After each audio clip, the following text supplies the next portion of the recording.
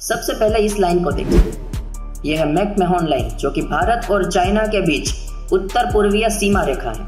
इस शनिवार सवाल क्वेश्चन आंसर सीरीज के पिछले हफ्ते में एक सवाल पूछा था कि भारत का शिमला के अंदर ब्रिटेन और पाकिस्तान के अलावा तीसरे कौन से देश के साथ समझौता हुआ था।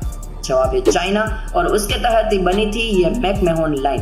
दोस्तों, भारत और चाइना के बीच पहले कोई सीमा रेखा मौजूद नहीं थी। 1914 की साल में भारत और चाइना के प्रतिनिधि शिमला के अंदर मिलते हैं, मंत्रणा हुई और उसके बाद हेनरी मैकमोहन, जो कि भारत का प्रतिनिधित्व करने वाला अंग्रेज अफसर था, उसने यह लाइन मैप के ऊपर बनाई और उस समझौते के तहत इस मैकमोहन लाइन के नीचे का सारा प्रदेश भारत का है।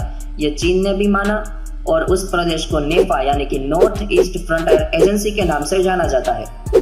लेकिन 1959 की साल में चीन अपनी बात से मुकर गया और उसने भारत के ऊपर 1962 की साल में हमला कर दिया।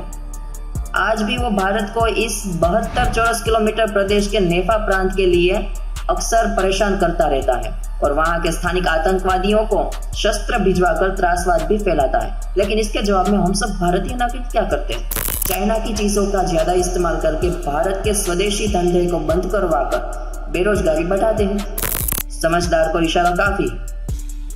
अभी आते हैं आज के सवाल के ऊपर। दोस्तों, तत्, वितत, सुशीर, अवनद्य और धन ये सारे संगीत के वाजिंत्रों के प्रकार हैं। इसमें से अवनद्य यानी कि जिसे हाथ या किसी चीज से थपथपाकर बजाया जाता है, जैसे कि तबला, मृदंग, ढोल, पखवाज या फिर तो महादेव का डमरू ही क्यों ना हो, ये सारे अवनद्य वाद्य में आते हैं। अभी एक धार्मिक मान्यता है कि ब्रह्मांड का प्रथम ध्वनि महादेव के डमरू से आया था और उन्होंने उच्चारण के अनुसार शब्दों की धारा भी अपने डमरू से प्रवाहित की।